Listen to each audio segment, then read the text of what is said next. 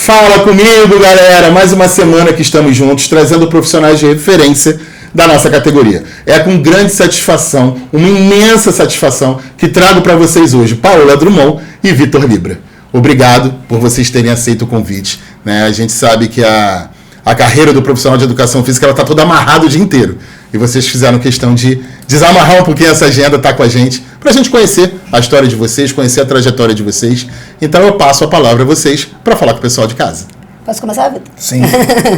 Primeiro, sou eu que agradeço um convite. É uma honra estar aqui na sede, podendo participar desse momento e falar um pouco da minha trajetória, dividindo com meu amigo Vitor. Então, sou eu que agradeço. Muito obrigado. Também agradeço o convite. É muito importante esse momento aqui, nós estarmos compartilhando nossas histórias de sucesso, histórias de empenho junto à educação física.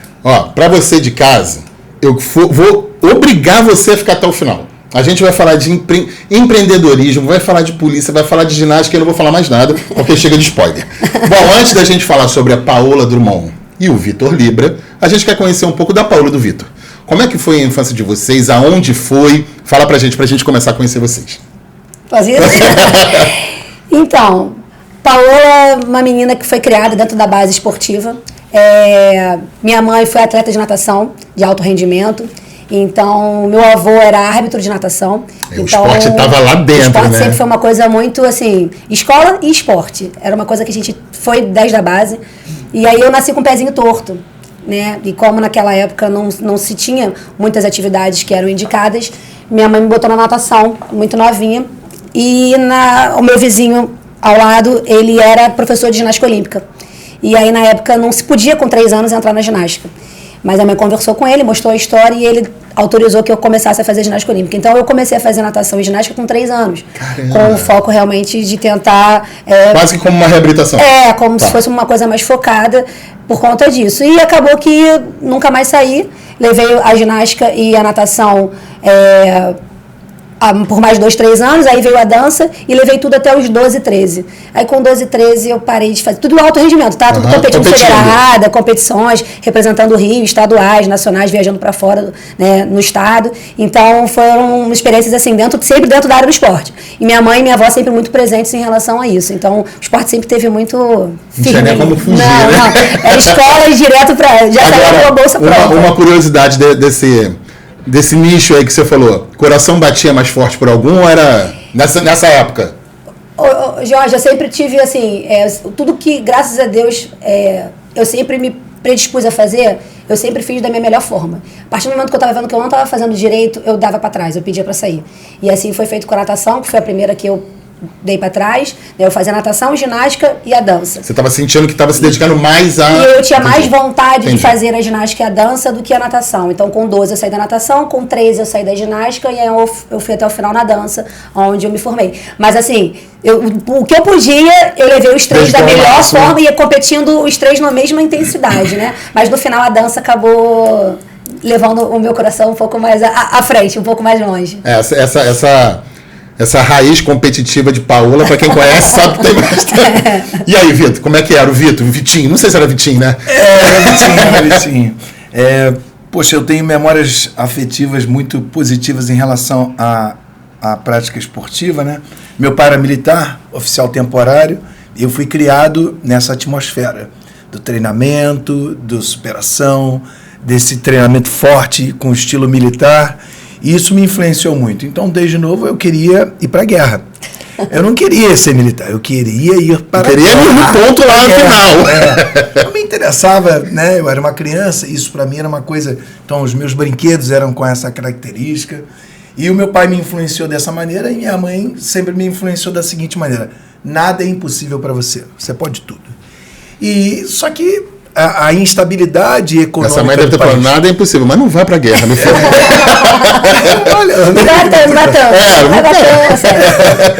Então, assim, essa influência, ela tem uma concomitância com o período histórico e econômico do país. Meu pai era um oficial temporário, saiu dessa carreira militar para esperar um emprego no governo, que era no Serviço Nacional de Informações, que é hoje a ABIN, e foi um período muito difícil, porque nós saímos de uma vida estável, para nada. E isso demorou um certo tempo, e isso economicamente influencia você. Quando você é uma criança, eu sempre fui educado financeiramente desde pequeno. E a falta do dinheiro faz com que você se desenvolva do jeito que você pode. Você pode, é verdade. O primeiro esporte que eu pratiquei de maneira competitiva foi a natação. Como eu pratiquei a natação, eu fui até um clube, que era o Luz Brasileiro, tinha aqui, e falei com o professor, qual o melhor horário aí que tu pode me dar um desconto? Eu era um garoto, né? Tinha 10 para 11 anos, ele falou, eu posso te dar um horário de 9h15 às 10 horas. Da noite. Eu falei, tá bom, eu faço. Aí meu pai e minha mãe falaram, tá bom, e paguei bem mais barato, fui fazer. E como eu era muito determinado, né? Eu lembro que quando chegou em junho, ninguém ia, só eu ia. Cabo Frio, E aí ele falou, cara, como pode você vir pra aula? Ninguém aguenta você. E eu tinha o professor morrendo de frio do lado de fora. Ele chegou. E aí, passado um tempo, né, cara, assim, eu raspei a cabeça, máquina zero, e não era comum os garotos rasparem a cabeça, máquina zero. E ele falava, careca, como tu faz isso, cara? Tá muito frio, tu vai entrar. Eu falei, vou. E aí, cara, participei de uma competição, fui muito bem, bati um índice da minha idade, e aí, para minha alegria, eu parei de pagar e passei a fazer parte da equipe. Né? E aí, cara, para mim foi um sonho, né? Porque eu treinava todo santo dia. Fazia pagando, mas era sendo atleta. E aí eu comecei a me destacar, só que eu sempre fui muito aguerrido e relacionado a essa parte, assim, da luta, né? Uhum. Tô trazendo um eufemismo porque eu tinha, assim, eu brigava quando era criança. E aí o professor de natação me colocou para nadar crawl. E eu não entendia porque eu não me desenvolvia no crawl. Eu só nadava bem peito. E aí eu cheguei em último e o professor me deu um carão e eu falei, poxa vida, professor, o que tu queria que eu fizesse? Tu sabe que eu não sei nadar isso? Ele, cara, você briga com todo mundo, vai lutar. Eu falei, pois bem, é isso que eu vou fazer. E aí eu fui lutar e ali eu me encontrei, cara. Eu saí de um aluno mediano na natação para um excelente atleta. Primeira modalidade de luta que eu fiz foi boxe, eu me destaquei logo no início. Nós juntamos o dinheiro entre os colegas, a gente comprou uma luva e a gente treinava em casa e eu fui me destacando. E a minha iniciação foi a partir dessa maneira muito visceral, né? E o que eram os meios que eu tinha e eu consegui me desenvolver bem. Isso me deixou longe das drogas, longe de atos infracionários, longe de várias coisas que podiam me assolar, porque era uma realidade muito... Você estava inserido desse contexto. E o esporte traz muito isso, né? Desse balizamento, de ter uma barreira entre coisas que não são tão boas. Eu queria que vocês falassem, antes da gente seguir com a história de vocês, porque algo me soa muito interessante. Porque vocês dois citam, na vida de vocês, o exemplo de professores ou profissionais que foram fundamentais nessa trajetória. Né? Um que, não, eu vou abrir uma sessão porque talvez ele tenha visto algo em você, e o teu professor que poderia tentar continuar na natação. Como é que vocês percebem a importância do profissional de educação física na trajetória das crianças e na trajetória, de uma forma geral, de vida? Eu ia falar até sobre a ambiência, né? Porque eu acho que você é reflexo daquilo que você está inserido, né? E eu prometi para mim que eu sempre ia honrar as pessoas que foram referências para mim. E eu tenho esse costume de sempre, onde eu posso levar o nome das pessoas, eu levo. Essa pessoa que fez isso é o professor José Carlos Eustáquio, que é muito conhecido dentro da área de ginástica, dentro da área, né, da educação física, que agora se aposentou. Mas ele, para mim, é uma honra. A mesma sensação quando eu tinha 3 anos, que eu olhava para ele e vinha ele como uma referência, quando ele vai hoje nos meus eventos... Hoje, para assistir, ou para arbitrar, ou só para ser uma visita, eu tenho aquela mesma admiração. Sabe aquela coisa, o corpo treme quando o técnico está falando? Um respeito que eu acho que hoje e de gratidão também, né? E isso que eu ia falar. Então, assim, ele teve um olhar para mim, e eu lembro que a última vez que eu encontrei com ele no último evento que a gente participou no ano passado, eu cheguei para ele e perguntei assim, eu falei assim, e aí, professor, gostou? Como é que tá? E aí, me diz alguma coisa. Isso da sua escola, que a gente na escola. E aí, quando ele olhou para mim, ele falou assim, só não esqueça de uma coisa, minha filha. Brinque, a criança tem que ser feliz. Então, faça o que tem que ser feito, mas no final da aula saia de lá com uma memória positiva. E eu levo isso muito para mim. Então, assim, tanto o meu técnico na natação, quanto né, na ginástica, que foi uma coisa mais forte, como a minha coreógrafa de dança, eram pessoas que tiravam da gente o nosso melhor. E eu acho que a gente tem que entender que cada criança, cada atleta, cada aluno é um aluno. tem que ser uma forma individualizada. Então, a pessoa que eu acho que hoje obtém esse sucesso é a pessoa que sabe chegar e se comunicar de uma forma melhor com essa pessoa. Então, eu tenho muita gratidão, principalmente nessa fase que eu era aluna, atleta, dessas pessoas que foram diferenciais na minha vida, né? Eu acho e a história do Vitor é igual, porque era aluno e graças à percepção desse professor, queria que você falasse um pouco sobre isso. O que esses professores, eles marcam etapas na minha vida, né? Então, esse professor que eu tive, primeiro que me abriram as portas foi o Paulo Henrique e o Cláudio, né, que davam aula no Luso. Depois o Sérgio Alain, que ele era um cara que botava vídeos para a gente assistir, para melhorar a técnica. Isso era uma visão profissional que eu ainda não tinha tido contato, né? Depois eu tive contato com o Cláudio, primeiro professor de boxe, o Jorge Tur, que dá aula aqui em Campo Grande, e o meu principal professor, que foi o Marcos Vinícius Curval, que me apresentou um mundo que eu não tinha, que eu não conhecia ainda. Isso é muito legal, de vocês terem essas referências que, na verdade, o que vocês estão citando pra gente foi que direcionou a vida de vocês. Sim. Né? Consequentemente, sendo profissionais de educação física, mas que naquele momento eram fundamentais. Né? E o que é mais legal, no meu caso particular, ele estava na minha vida com 3, ficou na minha vida assim, de forma ativa, todos os dias treinando. Era quase que um pai, né? Porque você passa mais tempo com o seu técnico treinando do que às vezes com o seu pai. Então, no meu caso, era muito assim. E ele ficou comigo de forma diária, de 3 aos 12, 13 anos. E depois de um tempo, reencontrei ele na faculdade. E hoje ele está presente nos meus eventos. Então, assim, é uma coisa que... Ter essa conexão e ter ele presente ali hoje e ter uma pessoa que eu possa perguntar... E aí, tô indo bem? Esse caminho tá certo? É quase que uma chancela, né? É como se fosse realmente um mentor. Então, qualquer coisa que eu possa hoje pegar e que eu possa enviar para ele, e ele me fala, Paola, vai por aqui que aqui vai dar certo. É uma coisa que eu acho muito importante. Isso é muito legal. Bom, vamos lá. Beleza. Então, a gente tá numa fase que vocês dois são atletas, né? Uhum. Como é que se desenvolve isso na época aí, chegando de ensino médio? Continuam sendo atletas? Uma pergunta que eu sempre gosto de fazer, porque às vezes a gente tem isso na nossa vida. Nesse momento aí de atletas, já tinha alguma sementinha de pensando no futuro? Ou não, era só ganhar, ir pra guerra e vamos que vamos? Como é que era essa fase aí? Bom, eu sempre fui empreendedor. Sempre. Desde novo. Até pra entrar na natação, né? Até pra entrar na natação. Eu sempre fui um bom negociante. Eu comprava as coisas, eu vendia. Isso era uma característica minha. Na minha família não tem nenhum histórico de comércio assim direto. Mas eu vi alguns familiares meus fazendo comércio e aquilo sempre teve lá na minha veia lá. E essa educação financeira que meu pai me dava me influenciou a conseguir ter um comércio. Então, o que ocorreu é que quando eu fui avançando, chegando no ensino médio, eu já me destacava porque eu tinha eloquência na fala, tinha bom relacionamento com as pessoas. E aí o meu professor de luta começou a me chamar para auxiliar ele nas aulas de luta. Já vai começando a veia já se destaca, né? Você consegue perceber, né? Então eu comecei com 16 anos, auxiliando ele a dar aula, e ele matriculado na Rural, porque ele é 3 anos, quase 4 anos mais velho que eu, não é muita distância. E aí aquilo ali, eu falei, poxa, e aí, como é que é esse negócio de faculdade de educação física? Ele falou, cara, isso é importante. É importante. E olha só, eu tive muitos técnicos de luta, a gente vai falar isso mais tarde. Alguns desses técnicos me provocaram lesão, eles não foram formados em educação física. Esse cara que estudou sempre me levou a treinamentos rigorosíssimos e ele nunca me provocou lesões perpétuas. Sabia o caminho de alcançar a performance. Então, assim, a formação na faculdade, eu percebo a diferença até hoje do que foi esse técnico que tinha influência da formação em educação física. Você viveu essa diferença, né? Isso. Eu tive contato com os técnicos cubanos, quando eu era da seleção olímpica de luta olímpica pela Gama Filho.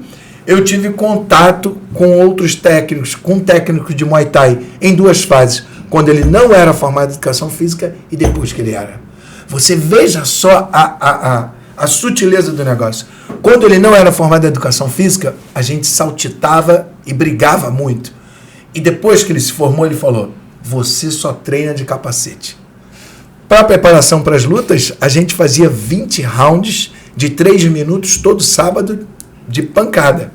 E esse cara falou para mim, não, você não precisa ficar tomando pancada na cabeça, bota o capacete e você vai viver muito melhor. Então olha a diferença. Até a abordagem é diferente. Abordagem. Faz muita diferença. E eu queria só que você falasse só mais um detalhe que eu acho que é interessante. Para quem está assistindo, que você citou assim, pô, o que é isso de educação? Era uma época diferente de hoje, né?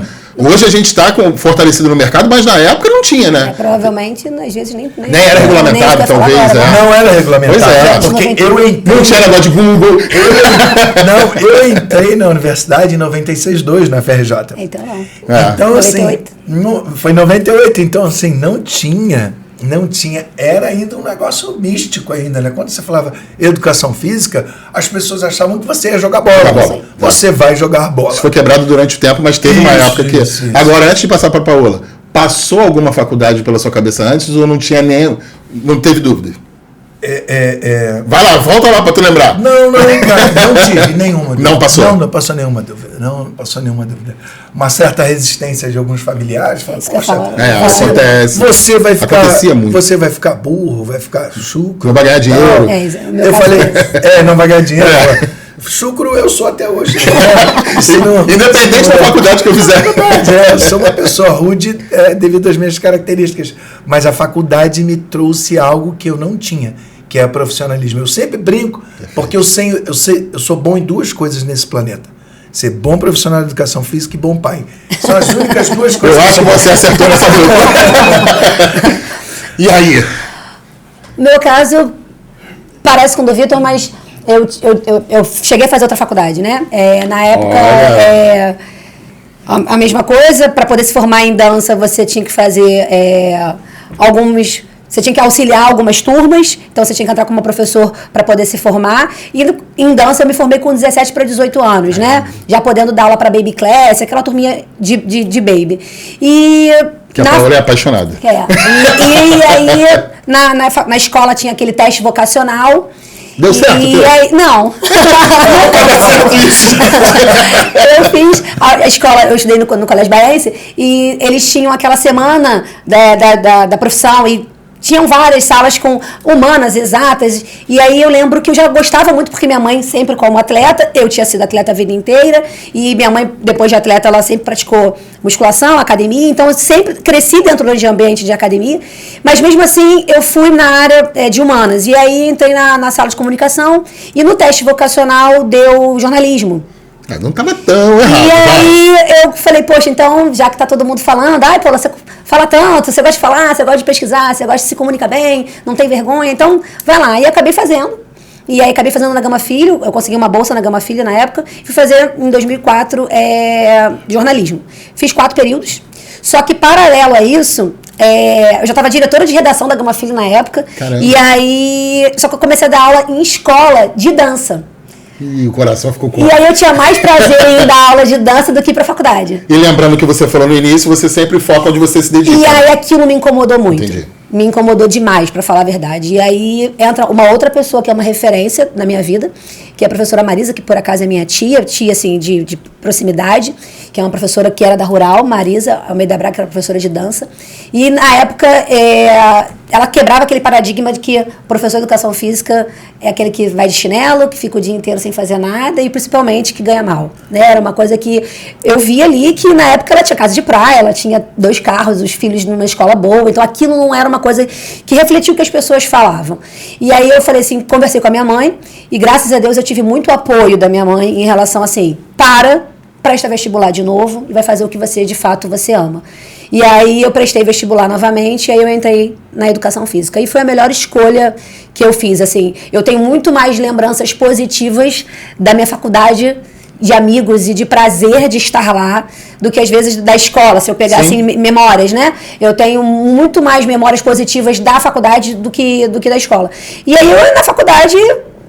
foi aquilo, foi assim, cada dia era um show, cada dia era um prazer, eram rotinas que me traziam muitas coisas boas e eu também nunca tive ninguém comerciante, tá? Minha mãe é autônoma, meu pai era corretor da Bolsa de Valores, eu nunca tive ninguém próximo de mim empreendedor. Eu tinha essa tia que era uma professora de dança e depois ela virou professora acadêmica da Rural e da Estácio, mas eu nunca tive ninguém ao meu lado vendendo, né? De fato, gerindo um negócio.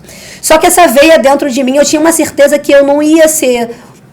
Eu não ia ser professora só de salão. Eu sempre tive isso muito desde novinha.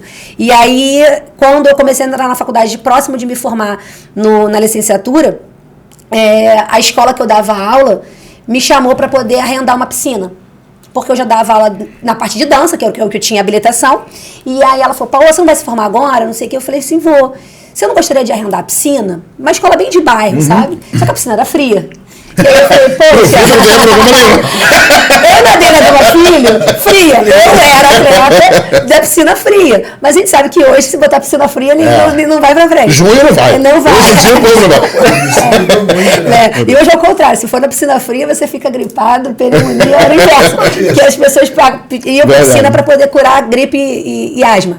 Então, nessa época aí, eu acabei tendo uma iniciativa. Eu já frequentava uma academia, que na época era uma academia assim, de ponta, na Barra da Tijuca, que era a Sport Center, nos anos 2000. E aí eu cheguei, não tive dúvida, eu cheguei pro Belo cantor. Porque ele já frequentava aula, ele fazia aula. E aí eu tinha uma proximidade, porque eu dançava pela academia, né? Então eu era aluna bolsista da academia. E eu fui até ele. Falei, o não, minha mãe me ensinou uma coisa, o não você já tem. É isso. E eu não tinha situação financeira de patrocínio para eu poder, de fato, arrendar aquela piscina. E eu cheguei pro Belo. Falei, Belo, olha, fui pesquisar. Foi aqui embaixo. Eu fui assim mesmo, ele estava passando no corredor. Falei, Belo, gostaria de falar com você. Ele falou, não sei o que. Eu expliquei para ele. Falei assim, olha, um aquecedor usado é tanto, para poder instalar é tanto, eu precisava de tanto. E aí ele virou e falou assim, posso te dar isso quando? Falei, quando você puder. Eu estava esperando não. E o Belo me ajudou, ele me deu esse dinheiro. Que bacana. E eu, óbvio, assim que eu comecei a trabalhar, eu fiz questão de retornar esse dinheiro para ele. Né? Então vem da onde a gente de fato menos espera, e as pessoas às vezes acham, né, que não tem informação suficiente, mas foi uma pessoa que deu esse start para mim. E minha mãe sempre muito presente, me apoiando muito nessas decisões. E aí eu comecei dando aula numa escolinha. Só que aquilo, eu sabia que era só o início, que não ia durar ali. Era apenas uma porta. Era o gatilho. Era o gatilho. E dali eu fiquei 2 anos e dali já foi embora. Aí já foi só para poder, de fato, começar essa vida mais empreendedora, né? Tanto que eu me formei, assim que eu colhei grau, na semana seguinte eu entrei na pós-graduação de gestão. Belo, obrigado por ter ajudado. Por isso que Paola está aqui. Curta e compartilha esse vídeo. Bom, vamos lá. Tá muito bom isso aqui, gente. Então, vocês estão na faculdade, Paola já deu o spoiler do que ela vai falar, vou passar um pouquinho para o Vitor. Como é que foi esse momento? Porque você teve um momento aí complicado durante a faculdade, né? Queria que você falasse um pouco dessa parte. É o seguinte, assim que eu entrei na faculdade, eu tinha contato com o Comando-Geral da Polícia, porque esse professor meu, Marcos Vinícius, o pai dele era comandante-geral da Polícia, e aí ele me levou para fazer um trabalho lá no Cefap, onde eu ia auxiliar um professor chamado Armandino, um professor muito famoso do atletismo, e o meu professor no ginásio, que era o Cláudio Calisto, ele já tinha feito uma boa introdução no atletismo, né? Eu lembro que a minha família é de origem nordestina, né? Ele falou, Paraíba, vem cá, pô, você corre bem, cara, mas você precisa soltar mais o braço, você é muito raçudo. Aí eu lembro disso, aí ele foi me passando outros conceitos do atletismo, e aquilo ficou bem solidificado na minha mente, né? E aí, quando eu cheguei lá para trabalhar com o professor Armandino, eu trabalhei o primeiro dia, ele falou, puxa vida, você está em que período? Eu falei, pô, tô no primeiro. Ele falou, vou te pagar tanto. Quando ele falou que eu era, eu vou receber? Aí eu falei, meu Deus, é muito dinheiro. Aí ele foi e falou, você trabalha amanhã? Eu falei, trabalho amanhã e qualquer dia que o senhor falar. O senhor não sabe nem que eu nadava 9 horas da noite na piscina fria. Só vai me pagar? Aí ele começou a me pagar e tal, e ali eu olhei aquele ambiente militar, né? Eu retornei a algo que eu fui criado naquele ambiente. Uma memória afetiva muito forte, né? Então foi muito bem ali. Então todo mundo gostou. E, poxa, esse garoto trabalha bem. No segmento disso, eu na faculdade, eu formei algumas turmas de polícia, tanto regular quanto especiais. Eu dei aula lá no Cefap, eu formei uma turma no 27, eu dei aula no batalhão de choque, que era o batalhão especial, e tive outras interações com o BOP e outras relações aí das forças especiais da Polícia Militar. Então, logo no primeiro período, eu já tive contato com uma capacidade de ganhar um dinheiro de maneira legal, sim, sem transcorrer regra e ali aprendendo desde o primeiro período. E aí eu acho interessante que ele falou assim para mim, desde o primeiro dia que você entra na faculdade, você é professor. Então, você tem que ter postura de professor. Você tem que se apresentar como professor. Então, essa roupa que você está aí precisa melhorar. Eu falei, não, sim, senhor e tal. Eu falei, você está com cabelo legal, boa aparência, mas não pode vir para cá com a bermuda assim e tal, tem que vir desse padrão. E aí eu segui esse padrão, era era uma coisa que meu pai já falava. Então, assim... Estava só se desviando um pouquinho. Eu adotei aquilo ali. A faculdade de Educação Física na FRJ, ela é excelente. Só que, devido ao período histórico e econômico que o país estava, as greves eram constantes. Nisso, eu estava me destacando nas competições de luta. E aí, o que acontecia? Eu treinava para lutar, a faculdade entrava em greve, eu com pouco dinheiro, e você começa a ficar... A faculdade voltava, tu viajava. Outra coisa, você se deslocar nessa época, e até hoje, né? Daqui para Ilha do Fundão, já é difícil. Daqui para Ilha do Fundão, para Praia Vermelha e para outros campos, para Colégio de Aplicação na Lagoa, onde era o estágio da parte didática, nossa, era muito dinheiro. E eu lembro que tinha algumas vezes que o meu pai, nessa época, estava num emprego muito difícil. Então, ele pegava 7 da manhã e saia 11 da noite. Caramba. Eu pensava, cara, como eu vou chegar para esse cara e falar que eu como que nem uma máquina? Então, eu comia um PF ao meio-dia e eu falava, meu Deus, qualquer coisa que tivesse, eu comia, né? Treinando pra caramba e tal. Então, eu tive esse período da faculdade, eu gostava muito, era muito importante, eu tinha contato, mas eu tenho algumas lembranças difíceis, tá entendendo? Porque nesse período eu queria comer bem, queria poder estar lá. E algumas festas que eram coisas que eu não fazia. Tinha o ENAF, todo mundo ia ENAF. Eu nunca fui ENAF, pô. Essa tu vai levar pra tua vida. Depois eu fui em um monte de lugar, não me incomoda. Então, assim, essa relação profissional minha desde o início, de maneira ordenada, fez com que quando eu concluísse a faculdade mais tarde, eu tivesse já com uma estrutura a visão profissional do negócio desde o início. Antes da gente entrar no mérito de vocês já atuando como profissionais e iniciando essa trajetória de sucesso que vocês têm, eu não queria deixar passar em branco algo que eu acho que eu identifiquei muito bacana na trajetória de vocês dois. Quando vocês começam a falar, vocês já falaram, os dois, ambos, que eram muito aguerridos, que faziam muito em cima. E assim, se a gente analisa, isso é muito legal da gente estar aqui falando no episódio, né? Se a gente pegar 10 pessoas, Paula, 11 não teriam coragem de fazer o que você fez. E se a gente pegar 10 pessoas, 11 talvez tivessem desistido. Né? Então eu queria que vocês falassem um pouco de como é que esse interior de vocês foi um combustível para vocês vencerem adversidades, quebrar a barreira e ir assim, pé na porta e seguir. Então, eu costumo dizer hoje, né, na minha vida atual hoje, né, 15 anos depois de formada, que quem me vê hoje está vendo um retrato. Mas a pessoa não vê o nosso filme. Ela não vê o nosso vídeo. Então, não vê o tanto que foi para poder chegar lá, né? E não é... Eu acho que é uma história que eu tenho que ter de gratidão por quem me auxiliou quando eu era criança, quando eu era adolescente. Então, tudo... meu pai, durante um tempo, ele ficou desempregado.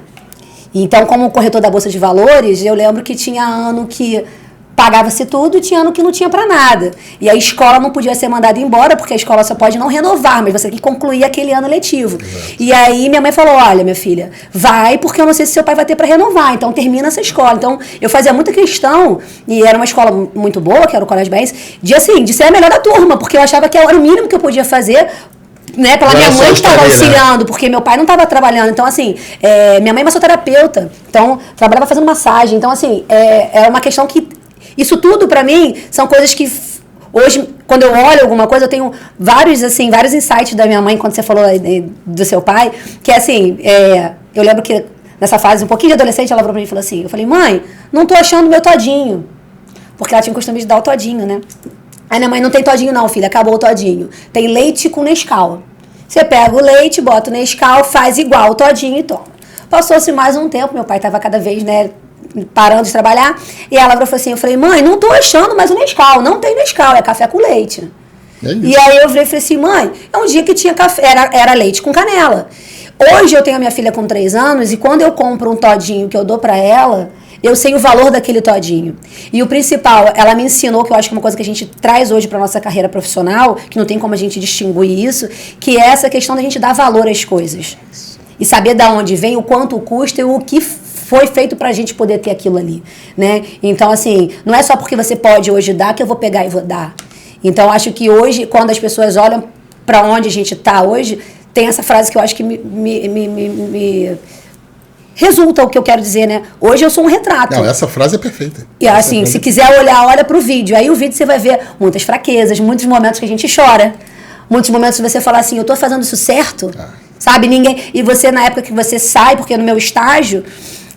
eu tive uma pessoa que também foi um outro diferencial na minha vida, que foi o professor Tony Maciel, que é um professor de ginástica localizada da Rede Bodytech. E na época, o Tony foi uma pessoa, um divisor de águas, porque nessa época aí eu trabalhava numa academia, e quando ele foi para uma outra academia, ele me levou. E nessa academia, todo mundo que era Bodytech tinha que fazer um processo seletivo para entrar na época. E eu fui indicação. E aí, não passei por nada, eu entrei direto. E eu fiquei 6 meses, fui levada para o escritório, para a holding da Bodytech. Então, assim, isso tudo não foi me dado porque... Foi me dado porque eu acho que eu tinha capacidade para poder entregar aquilo. E vai naquilo que o Vitor falou, você já está sempre sendo avaliado, sempre sendo observado, sua postura profissional, né? É por mérito, é meritocracia. E eu lembro que o Tony, assim, minha mãe sempre me disse uma coisa, Vitor, assim, você frequenta isso aqui, mas você não é desse mundo. Ainda, você pode ter, mas eu não posso te oferecer. Concordo. Só que como eu era aluna bolsista, então era uma academia top na época, e eu estava dentro de um meio onde todo mundo tinha a bolsa Kipling. Todo mundo tinha uma bolsa da Kipling. E o meu sonho era ter uma bolsa da Kipling. Mas eu nunca tive aquela coisa assim, se eu chegasse pra minha mãe, eu quero. E aí que ela vai me dar mesmo. E eu lembro que o dia que ela chegou pra mim e me deu essa bolsa da Kipling, ela falou assim, olha filha, eu consegui, porque você merece. Mas guarda, lava, cuida, porque vai ser essa. Isso! E eu usei essa bolsa da Kipling por muitos anos. E rasgava e costurava. E hoje eu passei numa loja, tem umas 2 semanas atrás, estava a bolsa da Kipling lá, eu tirei uma foto e mandei pra minha mãe. Eu falei, mãe, me dá vontade de chorar, porque te remete a uma coisa que você hoje de fato tem. E eu acho isso de fato muito importante. E o Tony, nessa época, ele foi um divisor, porque quando ele chegou, fez exatamente como você. O professor virou pra mim e falou assim, ele me chamava de Muriqui, porque nas minhas férias eu ia pra Muriqui, que era casa de praia. E aí ele me chamou de Muriqui, ele falou assim, Muriqui, tu tá se formando agora, e você para trabalhar numa rede que era a Bodytech, que é o destaque, né? Você precisa estar vestida. Esse tênis não combina com o público que você trabalha. Essa bolsa que você vem pra cá não combina. Eu falei assim, mas eu não tenho dinheiro. Vai lá e parcela. Entra na loja, parcela em 10 vezes um tênis, uma bolsa e você vai vir trabalhar. Porque o seu aluno não vai poder te ver com um tênis rasgado e uma bolsa assim. E eu acho legal de você, queria que o Vitor falasse, mas como é que é legal vocês hoje, como empreendedores, vocês sabem que isso tem lógica. De ofertar ao seu aluno, ao seu cliente, o melhor possível. A sua apresentação. É isso. Ainda mais a nossa área, né? Pois é. E eu acho muito legal do que o Vitor trouxe, complementando o que a Paula falou, dessa questão da construção profissional, né? Enquanto você está na faculdade, você está sendo observado por professores, colegas de profissão que vão te indicar lá na frente, ou vão se cruzar, os caminhos se cruzam. Você falou do seu professor até hoje. Né? E aí, eu só queria que você falasse, Vitor, como é que foi importante para você, dessa tua gana, eu estou brincando nesse momento, mas é importante, da piscina gelada, para não ter o que comer, para trancar e reabrir, mas seguiu. Sim, você ter tenacidade para se manter num ambiente familiar instável, um ambiente econômico instável, é uma coisa muito difícil. Normalmente, as pessoas sucumbem com isso. Mas eu acredito que exista algo que é divino, que é maior que nós. Eu acredito que existem pessoas que transcendem aquilo que está acontecendo e elas olham para o futuro. Eu sempre olhei para o futuro com os pés no chão do presente. Então, qual era a minha mentalidade? A minha mentalidade era a seguinte: eu não sou ressentido, eu não sou arrogante e eu nunca serei enganado. Isso é uma tríade maligna. As pessoas se ressentem porque não têm, e ao invés de elas empreenderem na própria vida, dia a dia, o que elas fazem? Vitimismo. Elas começam a procurar os culpados. Terceiriza o problema, né? E vive aquele vitimismo para sempre, né? Como se não tivesse oportunidade de fazer mais nada. Nessa minha jornada como professor, hoje eu estudo muito mais psicologia, economia, sociologia e filosofia, e eu vi um conceito do Carl Jung, que se chama envidamento, que você vai se aperfeiçoando ao longo do tempo. E o que acontece é que você tem que perceber que se você estivesse na natureza, supomos que nós estivéssemos vivendo há milhares de anos na natureza, você acha que seria fácil? A água estaria a acesso, o alimento em acesso. O todinho não ia estar lá. Não. Mas é exatamente isso que ele está falando. Então, se na minha casa, se eu tinha um teto, eu tinha um pai, eu tinha uma mãe, e tinha comida, eu não tinha motivos para ficar me sentindo vítima de nada. Perfeito. E a origem da minha família é muito pobre mesmo. Eles saíram do interior do Piauí, foram para o Pará, para a extração de borracha, e saíram fugidos de lá num conflito de terra. E chegaram aqui sem nada. E hoje, sou empresário. É isso. Então é uma evolução muito grande. O que me fez me manter lá? O que me fez me manter lá foi a parte infantil, quando eu tinha meu pai e minha mãe ali, um me dando um suporte emocional e outro me dando um suporte técnico. Sabe? É como se a emoção e a razão tivessem me presenteado, me abençoado ali naquela infância. Então eu tenho muito a agradecer a essas duas influências primárias. Entendeu? Eu acho muito legal que a tua base te traz para o caminho que você está hoje. A gente já falou sobre empreendedorismo, negócio, agora a gente, vamos chegar lá. E aí, para quem está assistindo do YouTube, eu quero que vocês foquem aqui na câmera, no olhinho dessa pessoa que vai falar. Paola, fala do CEF pra gente. O CEF eu acho que a sorte, ela não anda sozinha, né? Eu acho que a sorte, ela só dá certo quando ela encontra a pessoa que está preparada para aquilo. E é uma coisa que eu sempre quis. Desde a piscina aquecida, né, com o Belo, eu sempre almejei uma coisa que eu fosse maior do que aquilo, né? Você mesmo citou que você sentia que era Era só um início. Eu sabia que aquilo era um início. E nessa época que eu estive, né, na academia que eu trabalhava, que era na área administrativa, que foi o finalzinho do meu estágio, eu emendei na pós-graduação de gestão. Então, já era uma área que eu trazia essa parte, principalmente administrativa, muito forte. E teve uma época que eu trabalhando dentro do salão de musculação, me deixava um pouco desconfortável alguns formatos que são colocados, na verdade, até hoje, nas academias convencionais. E eu sempre gostei muito também da área de grupo especial, que eu também tenho uma especialização. Então, na formação da pós-graduação, meu trabalho de conclusão foi o CEF. Né, como isso aconteceu? Ou seja, ele começa como um projeto de... Ele começa com um projeto de extensão. Então, na verdade, o professor Edivaldo, que foi quem me orientou na pós-graduação, ele começou a me direcionar e eu acabei chegando no bairro, né, que a gente está hoje, que é o bairro de origem, que é a Matriz, que é o CEF, que é em Vila Valqueire. E quando a gente chegou lá, como é que começou? Foi até engraçado, porque como era um trabalho, né, de graduação, eu apliquei numa farmácia que lá tem material hospitalar, uma farmácia muito conhecida no Valqueire. Eu deixei lá um questionário, perguntando se tivesse um espaço adaptado, porque quando a gente iniciou, o meu foco era em grupo especial. Então, intencionalmente você deixou na farmácia? Intencionalmente eu deixei na Perfeito. Farmácia. Então, assim, era para atender quem? Os idosos, cadeirantes, obesos, grávidos. Quem tinha... Né, hiperlordose, todos os desvios posturais. Era nosso foco inicial. E aí, o CEF, dali, a gente viu que tinha um potencial, apareceu de fato isso. E aí eu levei mais pra frente, encontrei meu sócio, que é o meu esposo, meu marido, e nisso, grande Felipe, graças a Deus, gratidão, obrigada. E aí o Felipe, ele embarcou nesse sonho comigo.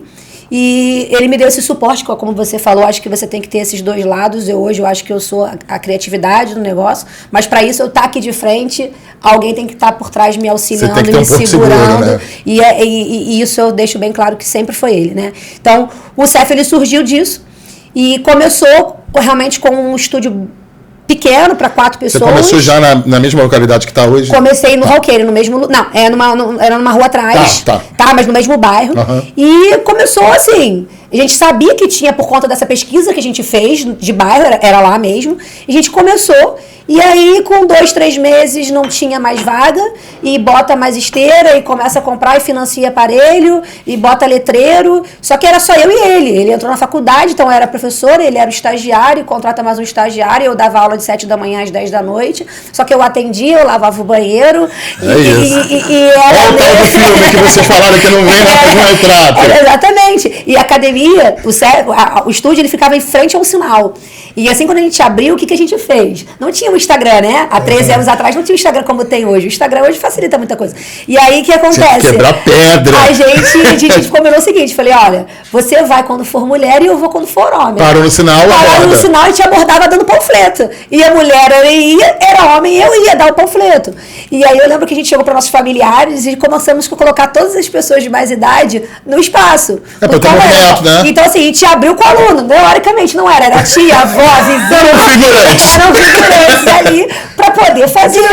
Porque assim, você de fato não ter ninguém, eu sempre brinco na área da gestão, você tem 2 restaurantes que servem do mesmo jeito, a mesma coisa. Se tiver um lotado e um sem ninguém, eu tenho certeza que você vai pro lotado. Você exatamente. Não tem ninguém. Inveja mimética. Não é? Então, assim... Aquela sensação de que ali tem uma qualidade. Então assim, a gente começou com 6, 7 alunos. E ela fazia bicicleta de manhã e de noite. Ela precisou voltar, fazia de manhã, ela voltava e fazia. Ficou super em forma.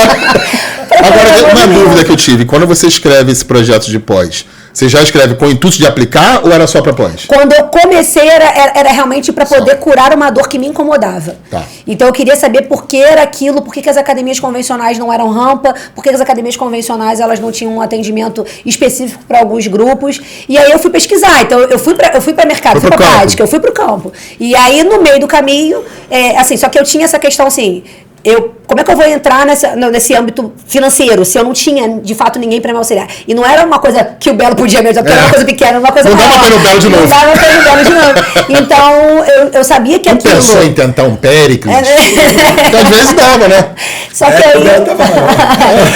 aí... e assim, como você falou, eu acredito muito na questão divina, mas eu acho que a questão divina ela tem que vir, você tem que estar pronto. Exato. Né? Então, eu sabia que quando acontecesse, ia dar certo. Foi quando o Felipe fez essa questão, de falou assim, então vamos juntos, então ele entrou com esse suporte financeiro, ele e meu sogro, que foi realmente 2 pessoas essenciais nesse início, só que o Felipe foi foi prática comigo, e ali a gente foi.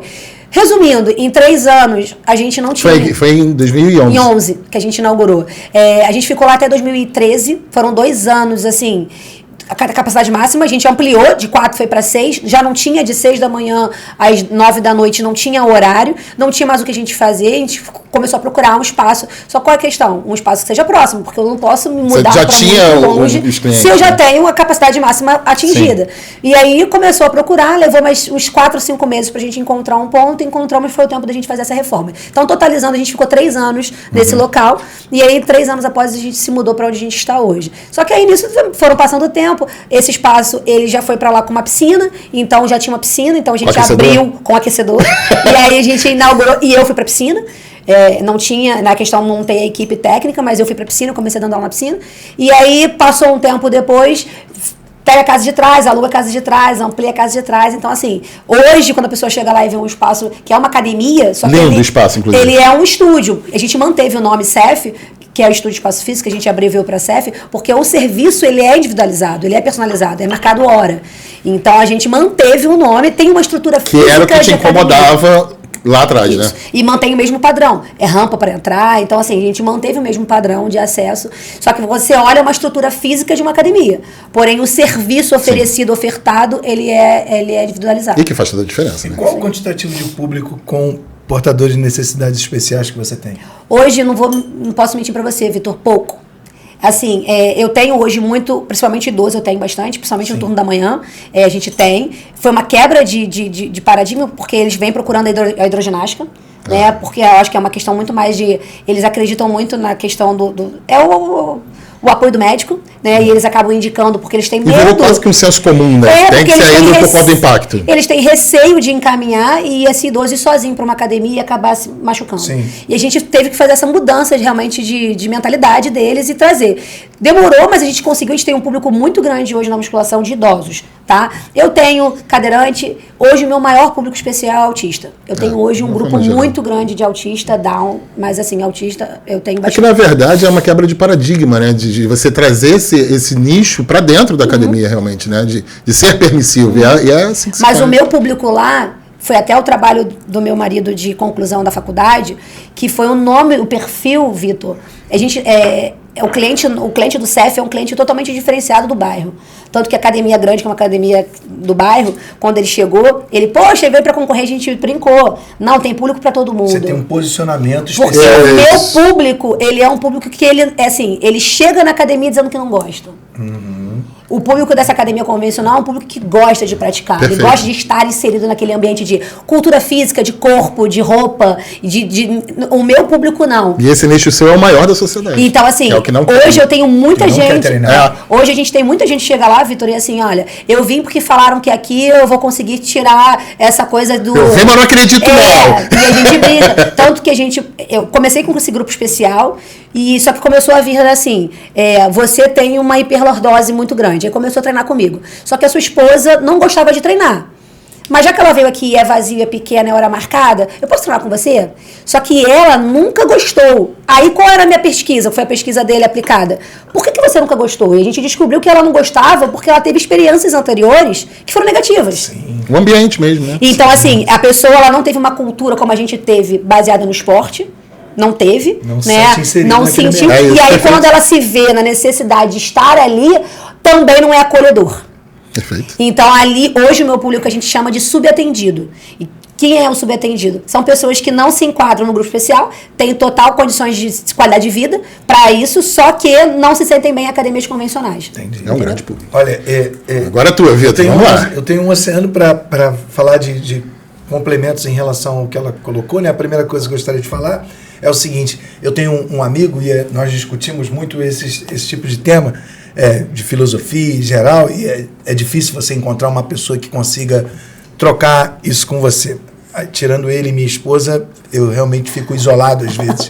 E aí ele não gosta do Maquiavel, né? Mas eu tirei boas lições do livro, e o Maquiavel fala a respeito de uma coisa que você disse, é o seguinte: de nada vale a sorte se você não está preparado Isso aí. para aproveitá-la. Eu acabei de falar. Eu penso que é Perfeito. excelente, entendeu? Perfeito. Então, ele disse isso de maneira muito técnica a primeira vez.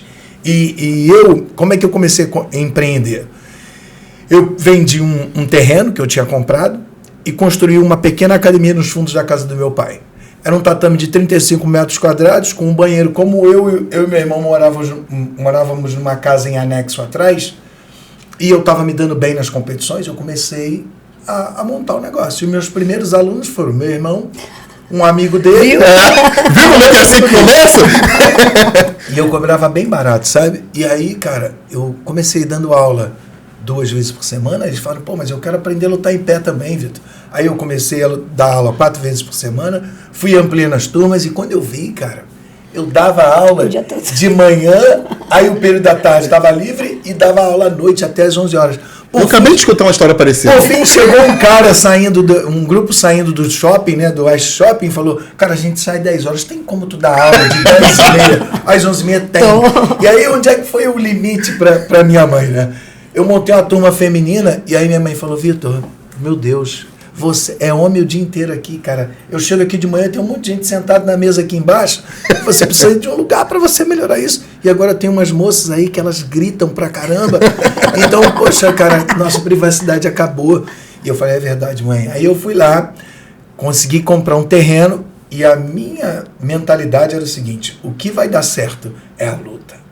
E aí, cara, eu tive a sorte de conhecer o Luiz Hamilton, né, que me vendeu os aparelhos, e eu tinha um Vectra, parte dele ganho com o prêmio de luta, e ele falou, Vitor, vende esse Vectra bonito aí que tu tem, e compra tudo de aparelho. Eu fiquei olhando aqui. Vitor pensando, vai ter que ser assim. Cara, vendi e dei o dinheiro todo pra ele. E eu fiquei pensando, falei, meu Deus. E eu tinha uma toalha Ô, Vitor, isso tem que dar certo. E aí, cara, deu super certo. Porque os aparelhos, eles eram muito do meu posicionamento. A minha academia, ela é rústica, tá entendendo? Então o pessoal que treina pra ficar forte.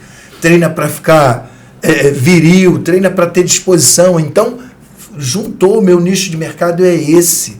E é porque foi o que a Paula falou, tem mercado para todo mundo. E eu já faço um convite para o pessoal que no sábado nós vamos fazer um evento aqui de gestão com o PC Chiesa, falando justamente disso, como as pequenas academias conseguem sobreviver mesmo concorrendo com grandes redes. É dessa maneira, Paulo. Fazendo o quê? Tendo um atendimento diferenciado, tendo um posicionamento, sim. Ô, Vitor, você falou agora de consegue concorrer. Não sei se vocês conhecem a teoria do peixe piloto. Não. Conhece a teoria do peixe piloto? Não conheço. Mas você sabe Conta que é o peixe pra gente. piloto. O peixe piloto é aquele peixe pequenininho que fica na boca, Da boca do tubarão. do tubarão. E o tubarão, quando ele vai fazer uma grande caça, sobra. e o peixe-piloto come aquilo que está na sobra do tubarão. Eu ouvi isso numa das reuniões, né, das grandes academias, e uma pessoa, né, um empresário falou isso, e a gente estava no início do CEF, e aí a gente eu olhei para o meu marido e falei assim, é isso. E sobra muito, né? E sobra muito, porque as grandes empresas, ou as academias de bairro convencionais, elas disputam o mesmo público. Então, assim, tem muito peixe-piloto pra gente poder trabalhar. E aí a gente falou, então vamos focar nesse público, porque vai sobrar alguma coisa pra gente. E aí acabou sobrando. Entrando nesse e aí a academia começou a funcionar, e em alguns momentos, assim, em alguns momentos as pessoas começaram a falar, poxa, você precisa fazer isso, precisa fazer aquilo. E a orientação das pessoas com mais aquilo que eu pensava, eu fui direcionando. Eu sempre falo para esse amigo que é uma referência para mim em gestão, que eu sou um excelente administrador e um péssimo gestor. Eu tenho hoje 2 prédios, né? Uma das academias eu arrendei, porque eu não consigo dar a qualidade que eu dou na Libra para outra unidade. Então ele fala, poxa, você é muito português. Eu falei, poxa, com muita honra. Porque eu tenho esse entendimento próximo, sabe? Eu tenho essa pegada personalista ali. E eu vivo de uma maneira abastada, muito boa. Financeiramente, eu tenho uma vida muito estável. Primeiro, porque eu gasto menos do que eu ganho. Segundo, porque eu diversifiquei meu capital. Tenho muitos outros investimentos hoje em Campo Grande. Então, na época da pandemia, quando as pessoas se desesperaram, eu falei, calma. Até com minha esposa e com meus filhos, que a gente vive como se fosse uma tribo, ela sempre fala isso, Vitor, a gente não vai a lugar nenhum sozinho, você só vai com essas crianças agarradas e tal. E ela fala, não, calma, vai dar tudo certo e tal. E aí, porque eu tenho investimentos em outros lugares, e então essa parte minha administrativa é muito boa. Como gestor eu estou evoluindo, mas eu tenho um outro ponto que eu gostaria de colocar aqui. Hoje eu sou presidente de uma das comissões do CREF. E eu estou fazendo esse trabalho voluntário há mais de 7 anos. Eu tive um contato com uma literatura de um livro chamado A Economia do Mais, do autor José Muniz Nasser. É quase que um mentor intelectual para mim. É quase não. É um mentor intelectual para mim. Ele fala comigo o tempo inteiro.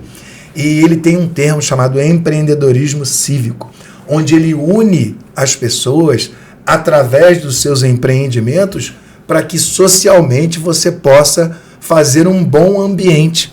Foi assim que eu conheci a Paola, vendo o trabalho dela através de uma iniciativa minha, criando o Prêmio Discóbulo de Miron dentro do CREF, que é um fomento de competência. Eu identifiquei na hora, falei, nossa, esse trabalho é excelente, né?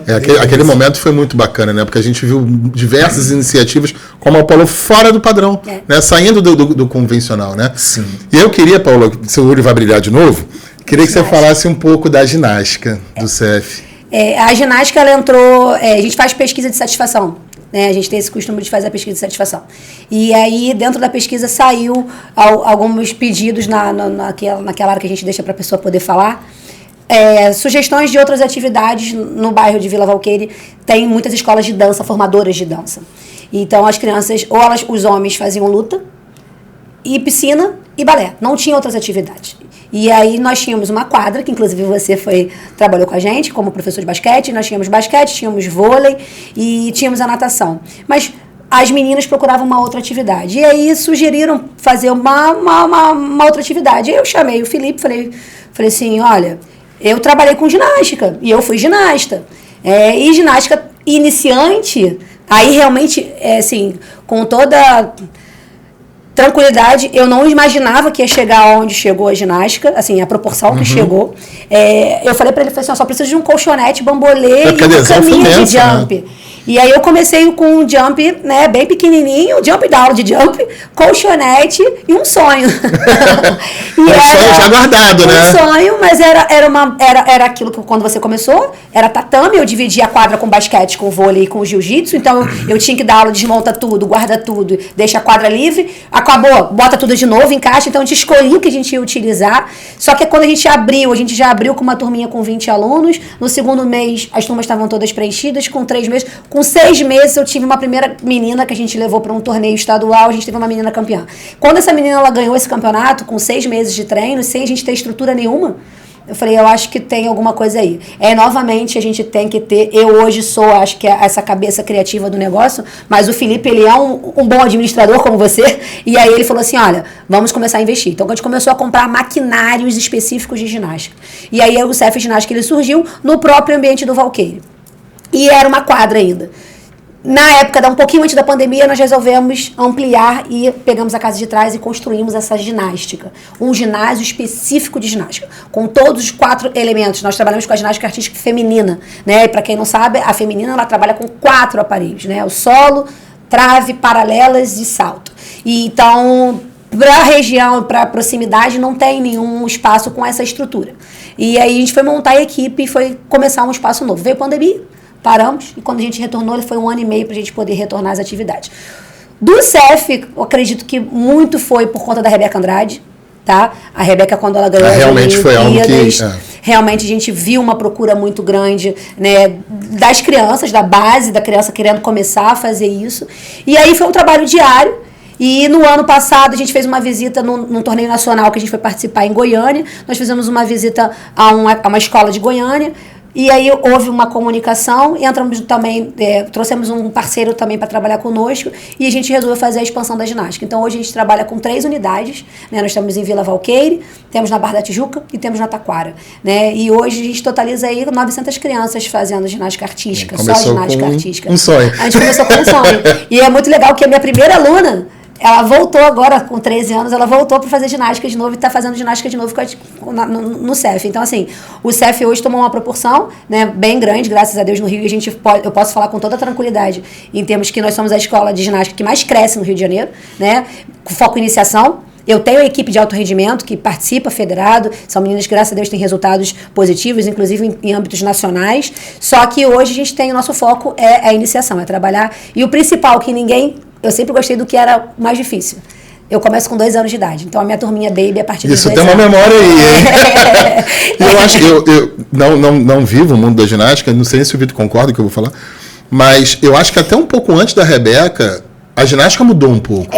Se a gente pensar aí, alguns anos atrás, era quase que inatingível um resultado, né? Nós tínhamos meninas referências, como a Daniela Hipólito, mas hoje a gente tem força, hoje a gente tem potência na ginástica. Mas a gente tem que agradecer muito a esses 3, né? Principalmente a Dani dos Santos, Diego Hipólito e a Daniela Hipólito, que fizeram na época que eu não tinha esse suporte. Não tinha nada, é verdade. Né? Esse suporte de mídia, principalmente que hoje, porque querendo ou não, isso dá um suporte para o atleta, de uma forma geral, que auxilia, estimula, né? Então, foi uma construção. É aquilo. Quem tá vendo a Rebeca hoje, tá vendo a foto, não tá vendo o vídeo da ginástica. Exatamente. Então, se você pegar esse vídeo, você vai ver que a Dani dos Santos começou e foi extremamente necessário. Muito, né? Então, assim, começou, eu acho que essa virada de chave da ginástica, tivemos várias pessoas que passaram por isso, mas essa virada de chave foi com a Daiane, né, na época do Brasileirinho. E aí veio Daniela Hipólito, veio o Diego com o masculino também. Masculino, que a gente nunca se falou do masculino, aí veio o Arthur Zanetti, campeão olímpico. E aí nisso veio trazendo. Só que agora, aí eu acho que o da Rebeca acabou ampliando mais, Jorge, por uma questão do Instagram, da mídia. Sim. Então, como hoje é muito mais fácil essa informação, todo mundo vê, toda criança hoje tem. E é uma medalha de ouro, né? E é uma medalha de ouro. E eu não posso tirar o mérito, porque, inclusive, hoje é o Troféu Brasil, ela vai estar presente disputando. E é assim, é encantador ver o que essa menina está fazendo. Vitor, você citou, mas eu queria que você falasse um pouco mais, né, sobre a importância e como funciona, né, tanto a comissão como você estando na presidência nesse momento. O que ocorreu? Eu tive um primeiro encontro com o CREF, onde eu não fiquei muito satisfeito. Posterior isso, eu tive o prazer de conhecer o professor Hernani e a Ana Cristina, que é a gestora daqui do local, e eles perceberam em mim um potencial de estar fazendo um trabalho voluntário aqui dentro, para eu poder colocar em prática aquelas questões sociais e econômicas dentro do conselho. Puxa, isso para mim foi muito importante, porque eu gosto muito do trabalho que eu faço aqui e faço com o maior prazer. As coisas que me afligiam e me afligem até hoje são quais? Primeiro, por que nós somos tão representativos dentro da sociedade e ganhamos tão pouco? Porque as pessoas nos veem muitas vezes como referenciais espirituais. Veja o seguinte, a pessoa se separa, a pessoa tem um revés na vida, está passando um momento difícil, ela chega para você e ela vai ali se consultar com você o que ela faz daquela vida que restou para ela. e você muitas vezes orienta essa pessoa. Essas pessoas são bem-sucedidas na sociedade, médicos, policiais, empresários. E por que nós ganhamos tão pouco? Será que isso é culpa de um empresário como eu ou como a Paloma? Duvido. O que acontece é que nós temos uma população de aproximadamente 220 milhões de habitantes. Porém, nós temos praticantes sistemáticos de exercício físico somente 4,6. É uma gota no oceano. O conselho é a instituição que faz essa amálgama dos profissionais e ele pode, através dessa atitude aqui, fazer com que aquela pessoa saia do sofá e venha praticar exercício físico, fazendo com que a quantidade de PIB que passe na nossa mão seja maior. E um termo importante que eu gostaria de colocar aqui, que é o quê? A educação física como produtora de riqueza. Ela afasta as pessoas de um sistema de saúde deficitário, ela melhora o desempenho dessas pessoas, ela cria relacionamentos positivos dentro da sociedade. Então, o meu trabalho vai nessa direção, num fomento de quê? De produção de riqueza. Veja bem que o Northrop Frye, ele fala a respeito das personagens, né? Ele classifica elas de baixo para cima, né? Deus, semideus, imitativo alto, imitativo baixo e inerme. Inerme é aquela pessoa que não tem condições de fazer nada. E eu vejo muitos profissionais de educação física com essa característica inerme, da pessoa estar com uma vida completamente deteriorada, tanto financeiramente quanto socialmente, mentalmente. E o que a gente tem como missão quando a gente dá certo? É a gente tentar ajudar a nossa família, os nossos familiares, os nossos amigos e a nossa profissão. E é isso que eu faço hoje. Eu não estou aqui ajudando porque eu sou bonzinho. Eu estou aqui ajudando porque eu acredito. Você sabe o tamanho da importância. Eu acredito que vou deixar um legado para os meus 2 filhos e para as pessoas que eu gosto. Os meus 2 filhos, eles já treinam junto comigo, né? Hoje eu tenho um sucesso minha aula para as crianças e os meus filhos treinam comigo e me auxiliam muitas das vezes. Porque quando você vende para o seu filho algo que você acredita, as outras pessoas acreditam em você. É legitimidade pura. Então é por isso que eu estou dentro. É porque se é bom para os filhos dele, vai ser bom para mim. Bom, gente, hoje foi extremamente gratificante, né? Como é que é bacana a gente perceber 2 pessoas que começaram com todas as dificuldades. Isso para mim está marcado, tá, Paola? O filme mostrou muitas dificuldades e hoje vocês conseguem ajudar as pessoas, fazer a diferença na sociedade, que eu acho que essa que é a missão do profissional de educação física. Então, agradecimento imenso, tá? De dividir um pedacinho. Eu tenho certeza que tem muito mais aí, mas que está guardado no coração de vocês. E para quem está assistindo, vocês inspiraram pessoas. Por vezes vão ter pessoas assistindo esse episódio que passaram por algum desse momento e falaram assim, cara... Ou estão. Né? Então, obrigado por isso. Tá? E queria passar a palavra a vocês para se despedir do pessoal de casa. Eu tenho uma frase que eu ouvi uma frase, né? E eu guardei para mim essa frase, que é uma frase que mexeu comigo. Hoje as pessoas acabam dizendo, depois de 13 anos, aonde você está, né? E aí todo mundo só olha para a foto. E aí eu fico pensando que hoje o que me move diariamente é ter mais paixão pelo meu futuro do que orgulho do meu passado. Então eu ouvi essa frase do Alfredo Soares, que é da área de gestão, e ele fala muito sobre isso, né, hoje, e eu trouxe isso para mim. Então eu olho para o meu passado, mas eu tenho que ter admiração pelo que eu construí, mas para eu poder construir mais, eu tenho que ter mais amor pelo que está por vir. Então às vezes as pessoas já construíram, olham para trás e ficam baseados apenas naquilo que já foi feito. E se estagnam, né? E param ali. Então eu hoje, o que eu falo para o meu time, para os colaboradores, né, para todo o time que a gente tem hoje no CEF, ou próximo, estagiários que chegam, alunos, pais de criança, eu vivo intensamente educação física, eu sou aquela pessoa que eu vivo na veia educação física, tenho muito orgulho da minha profissão, eu sou uma pessoa, assim, muito abençoada por fazer aquilo de fato que eu amo. Eu falo para eles isso, façam o seu melhor, porque quem faz o seu melhor, eu tenho certeza que vão ser pessoas que vão estar sendo valorizadas sempre. É porque às vezes a pessoa não quer ter esse esforço, né? Porque ser valorizado tem que ter um pouco de esforço. Então, olhe mais para o seu futuro, com mais amor, e tenha uma paixão pelo seu passado. Bom, o que eu gostaria de dizer é para todos esses profissionais que estão aqui me ouvindo o seguinte: aproxime-se do conselho. O conselho é a reunião das nossas forças para nós construirmos uma profissão melhor. Eu devo tudo a essa profissão, a minha vida, a minha liberdade, o meu sustento, tudo eu devo isso para essa profissão. E eu acredito 100% nas coisas que eu falo e eu tento praticar todas elas na minha vida. É muito difícil isso, né? Nós somos imperfeitos, mas eu exercito isso todos os dias. O meu maior compromisso é com minha palavra, é com meus filhos e com minha profissão e com minha esposa, pois a gente está ali todo dia lutando para construir um local melhor. E a gente precisa de vocês. Tem dinheiro nessa profissão, tem luxo, tem glamour, tem muito amor, tem muita técnica, tem tudo de bom dentro dessa profissão. Mas a gente depende que vocês se aproximem para que a gente possa unir forças para chegar num local melhor.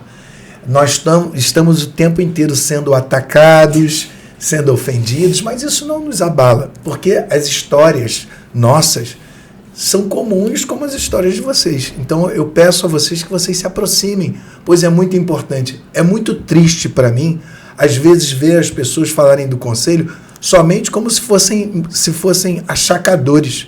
Não, existe uma regra, existe um país que está em desenvolvimento, a gente paga a anuidade, então façam o seguinte, venham fazer parte do voto, do único imposto que você vai ter o direito de opinar. Venha para o conselho trabalhar com a gente. Eu estou aqui há 7 anos trabalhando e eu gostaria de deixar essa palavra. E provavelmente essas pessoas que criticam nunca tiveram aqui, né? São aquelas pessoas que só fazem questão de reclamar. Estão chateadas com a vida. E geralmente são as pessoas que estão tristes, foram frustradas e usam isso para cada vez mais ficarem mais baixos. Em vez de pegarem isso e trazerem coisas positivas, acabam... Falamos sobre isso, terceirizar o problema. Gente, obrigado. Foi um prazer. Foi realmente leve, foi muito bom conhecer mais da vida de vocês e do bem que vocês fazem à sociedade. E com você aí de casa, te vejo quarta-feira que vem. Tchau, Até lá. tchau.